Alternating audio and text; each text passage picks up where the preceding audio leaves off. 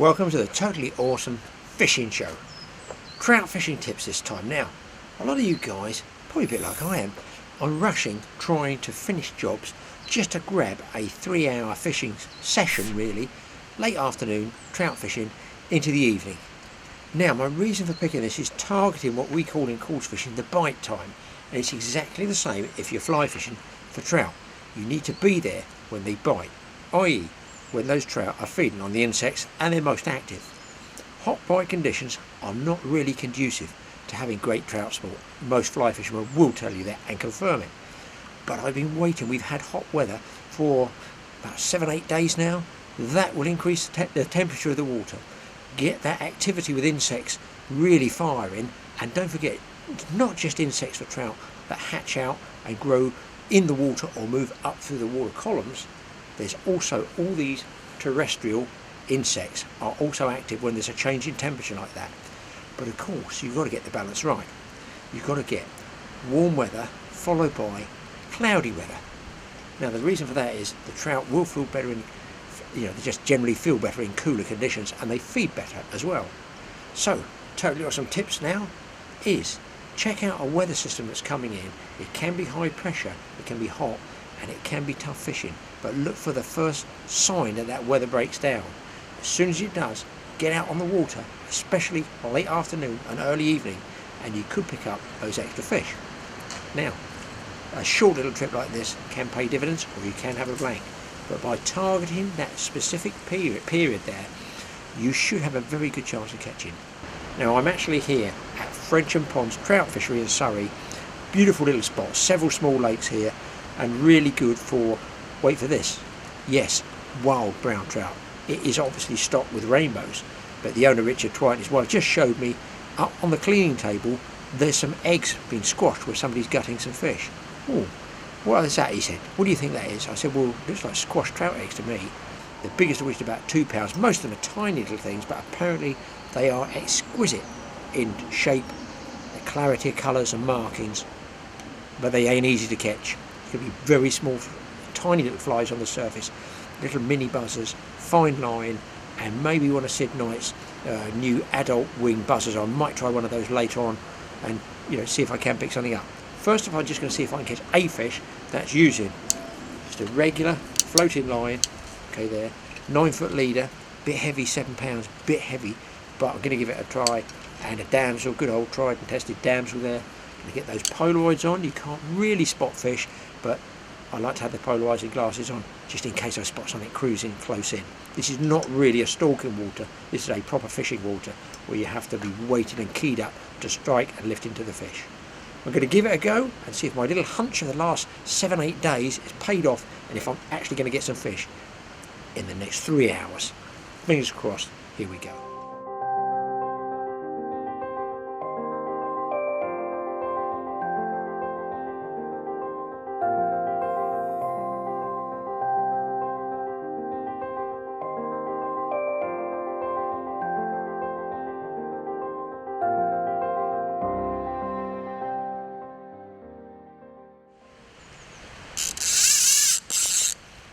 Well, that was a jump, guys.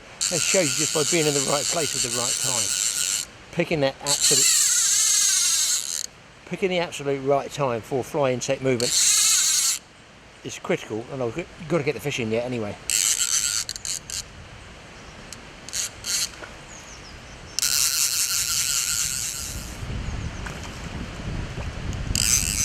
Now, here at Frensham with Richard Trout, I've known many years, probably 40 years. He's operated catch and release here.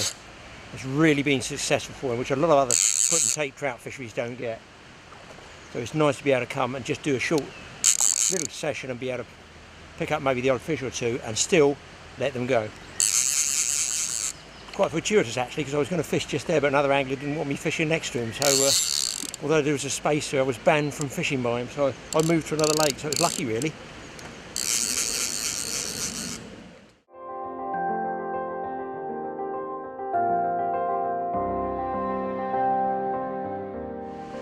A quick show to the camera, and we're at one go back.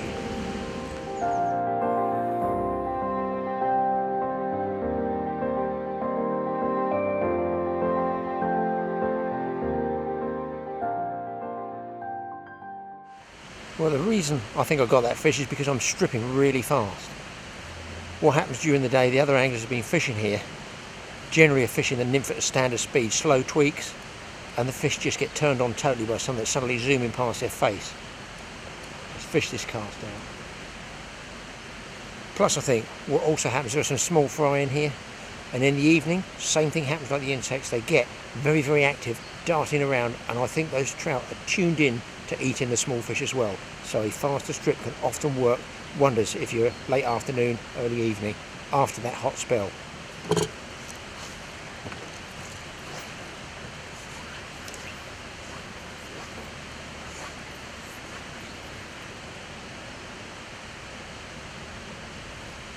Another little totally awesome tip, around here at Frensham there's several bays and platforms that you can fish on. Although the guy up there didn't like me fishing apparently in the platform next to him. Whatever.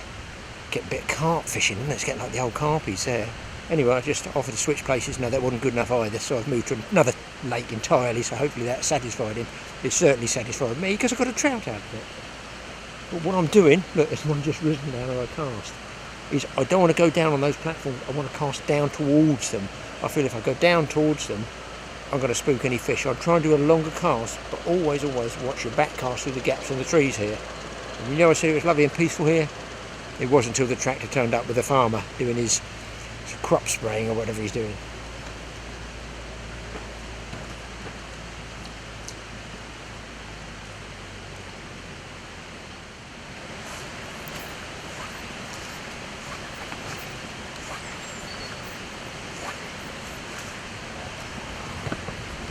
Who put that tree there? Well, the more astute of you might have noticed that although I had the ratchet on when I had that fish, because it's so peaceful and quiet here, I've taken the ratchet off. Now inside mine, I don't know how you're going to see this here, let me show you, just so you know. Let's twist that down this way. Okay. Inside here, right, I don't know if you guys can see that. There's a little sprung lever here. Most fly reels have got them for changing the spool. So you can change the spool, and several of them have these little ratchets you can adjust. You can have one, or you can have two there. Now those little pointy teeth on the end there click on the outside of this ridge, just there. I'll show you what I mean. And that creates your ratchet and or drag. But while it sounds good for fishing and you've got a fish hooked up, it's really noisy and really annoying, especially when you want to move swims like I'm doing on a short trip like this. I just want to get in as many different places as I can. Keep doing all that drives you up the wall, and also, don't forget, tells other anglers that you're on the move. So by doing this, I go into stealth mode, which is what I use when I'm stalking big trout. I turn off both of those, snap it back in position like that. Make sure, just show you that tip, that you don't actually pinch the line with it, because most spools have a notch in there. You just see the notch there. You put your fly line in that notch, replace it, pops on, and there we go. It's all in free spool, silent, stealth. Nobody knows when I'm winding in, playing a fish, or, you know, moving areas. And I can also bat it like a centre pin reel, so I can change very quickly. And the reason I like changing quickly is if I've seen a trout rise, I can spin in quickly, get out after it again.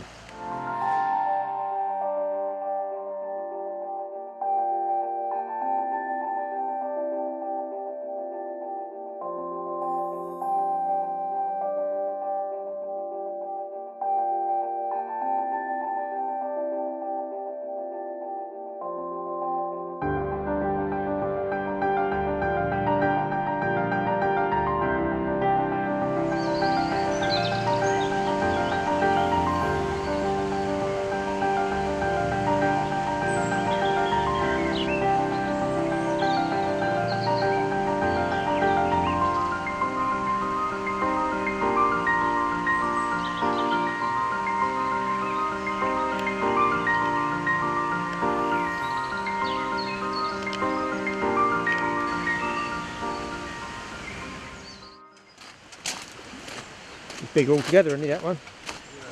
There's a warning as well about wearing glasses. Oh yeah, you just done that? Yeah, I've just done it. I've just not. I felt something trickling down. This is the first time I've done it. Cool, yeah. A video that as a YouTuber. Yeah, that's it. Yeah. What not to do? We've all been there. Exactly. That's a We've been there. good safety thing. Glasses. Yeah, I've never had this before. Yeah. But you know, that's the reason why you wear glasses. Yeah.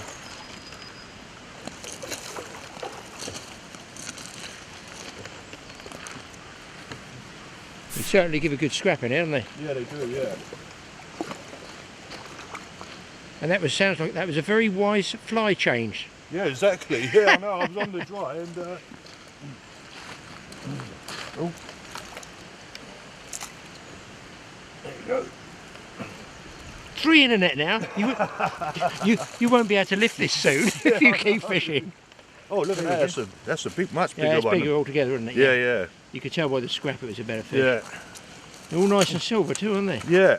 In good nick. And I think it's the time of the evening, late afternoon. Yeah. That's it. Yeah, that's real. So not even a gold head one. It's not even really weighted. So you're in a surface film. Yeah. So what did you cut your eye with? On a previous fly or no, on that on one? this. On that one? Yeah, it's about 2 casts ago and I just realised that I was bleeding. Good. So, is it bleeding bad or? Good enough for film. Yeah? It's good enough for film. I'm going to take that one I'll as tell you well. what, that shows you what could happen with one of those big weighted flies, though. Exactly. I mean, it'd have your eye out, wouldn't Yeah, it? you would do, yeah. I've seen some horror stories on YouTube. Really? I'd rather not be in there. You know, they got the fly in the eyeball. Oh.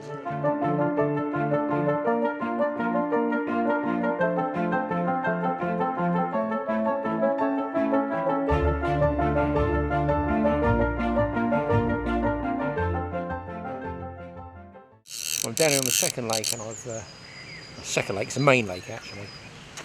I'm fishing right in front of the car park. The deepest area, the dam wall end, and the breeze, well, what the breeze there is coming through the trees here because it's very sheltered, pushing all the scum and rubbish on the surface. There's loads of little brownies in there, taking flies off the surface. It's my second rainbow, can you believe? And they're just in amongst all the rubbish and scum, which is exactly what I told you. The insects are there. They've obviously hatched out in the hot weather. Now I've got a cloudy day to fish. I've got the best of both worlds. And I've got a trout on the end again.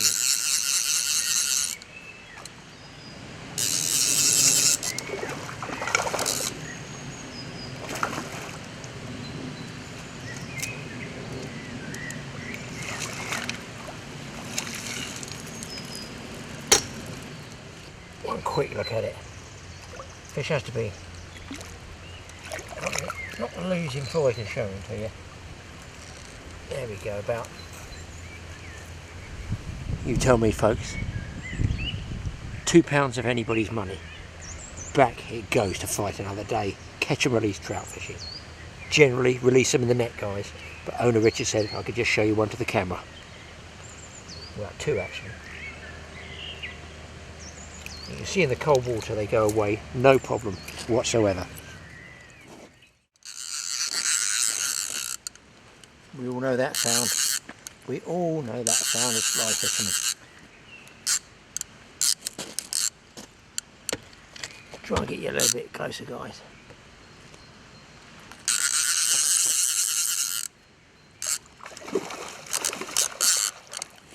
He does not like it. He does not like it. And this is, wait for it. Actually, never number fish. Never number them until you got them in the net. I'll tell you what, they really scrap. Good scrappers in this cooler water down there. Was that a wise decision to take that short trip? Work a bit harder in the morning, buy myself some time.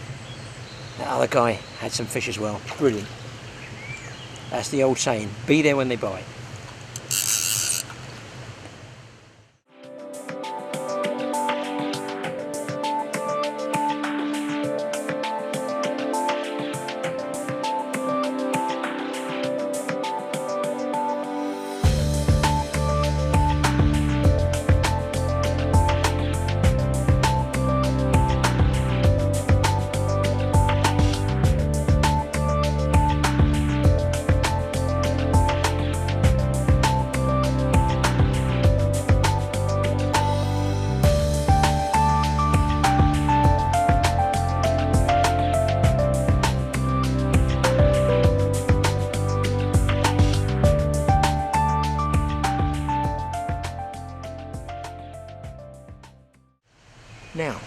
Yet another totally awesome fly fishing tip. When you're fishing these fast little sessions like this, and you're in small confined areas and bays, it's very tempting to cast out and whack the fly straight back straight away. Don't do that. It's not to let the fly sink so much, because this probably has minimal dressing on it. It's standard damsel fly. Damsel nymph has standard, but it's not like heavily weighted like I would use if I was stalking really big trout. But nevertheless, if you cast and you get a bit of a snake in the line, you're tempted to strip it out and start stripping. It's difficult to stop when you're fishing, I know. Don't do that. Do the cast, because in small pools that cast will put the trout on high alert, and if you start breaking up the surface film too quickly, I think you might spook the trout. That's just my own personal experience. I do the cast, I let it sit for 10 seconds, 15 seconds. Of course it does allow the fly to go down, but more important, it just lets the trout settle from looking up at the sky, don't forget, seeing that fly line there, and then when you do start the retrieve, you're more likely to get a pull and a solid take. As for me, I've done all the sitting I'm going to do. I'm supposed to relax. I can't relax. I've got to get in the water. Well, not physically, obviously. This has to go in the water. Always make sure that you've got plenty of room on the back cast, because although it's clear when you cast on the forward cast out into the lake, you're tempted always to extend that line. We all do it, trying to get a little bit further across, a little bit farther out in the lake, and of course that extends your back cast, and that can put you into snag city. Bushes, brambles, twigs, trees, nettles, gorse, you name it, it's all in the back cast area just waiting to snag your fly. And of course you can use low profile like this. You can keep down low. If you've got fish following the fly and they're turning away, just try casting out, let the line lay for a little bit, just let it settle on the surface, and then you can strip it back, and you'll very often get a take right at the last minute. But don't forget, don't lift that fly out till you can actually physically see it.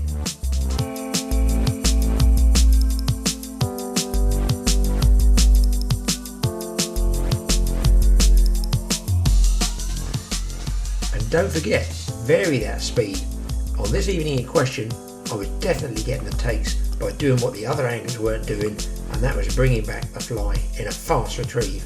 It doesn't always work like that. Sometimes you're fishing natural insects, they will want it, especially during the middle of the day, very, very slow, so it actually travels at the speed of the natural insect.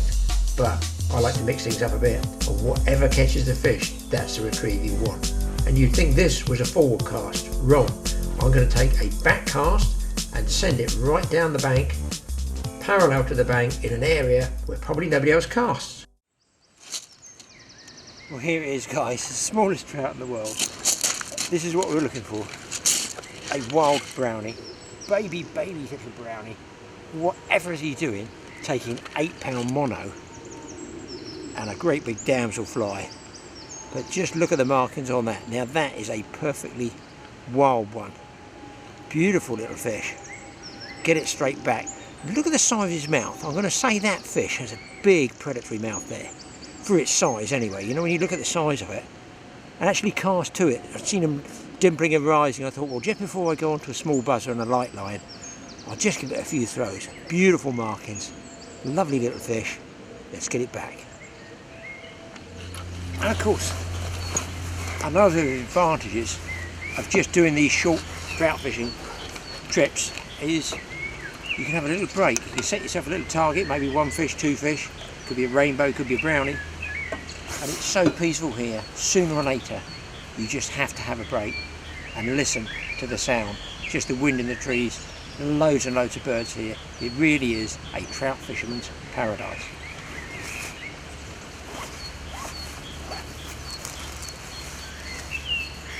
Well, at least the wife hasn't given me tuna. Yes folks, I'm on again. Another nice rainbow. And a jumper.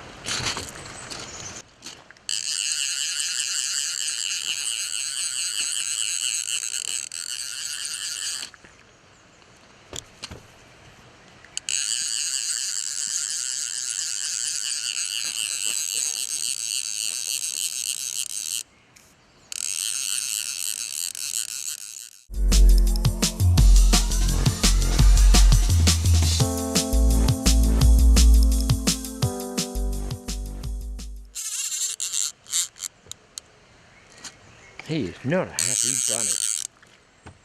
That's the one thing about Frencham, you do get a hell of a scrap out of the fish. You can even use 4 weights down if you want some real fun. But the important thing is, I think we proved, is you've got to be there when the fish are on the bite. Pick your weather pattern.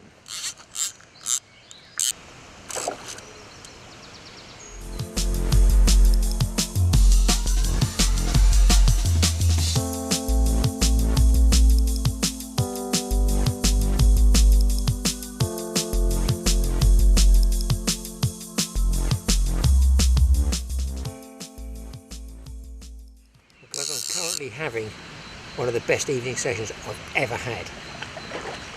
We'll get to the numbers if this one goes in the net.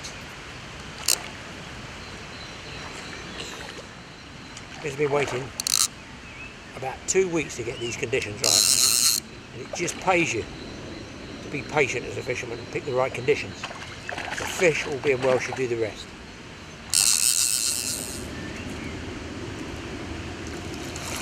Another really nice rainbow, guys. What a session. That was number 9 without that brownie.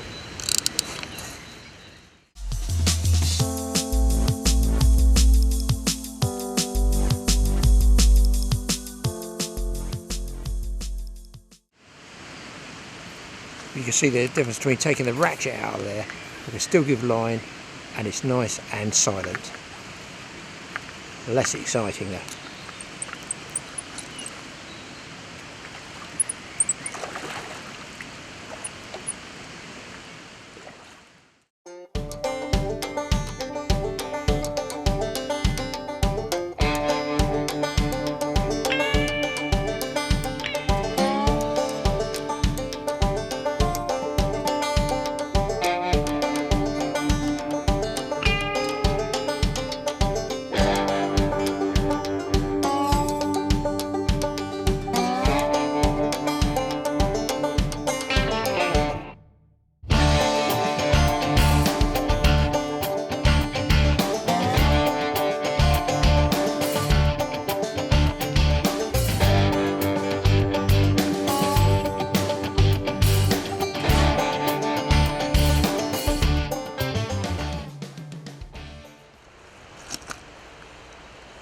Well, people, this is, without a shadow of a doubt, the best short evening session I've ever had for trout fishing. Just coming for like 4 till 7:30, just gone 7:30, 7:35, 7:40, 7:45, you know what it's like. 3 or 4 hour session, picking the right, no, I'm on. Oh, no, I was just about to tell you. My last cast was there. I've had 15 rainbows and 1 brownie, and I've got, I think, another rainbow on here. It is outlandish. I've lost my best damselfly in a bush after many bushes, and I've got a very small, I think it's a black Montana on now with a red tag, and they are still taking because the weather is just about to tip down. It's absolutely muggy. It's the perfect condition, which I did say to you, it's nothing really to do with the fly. It is to do with the weather conditions. That's what it's to do with.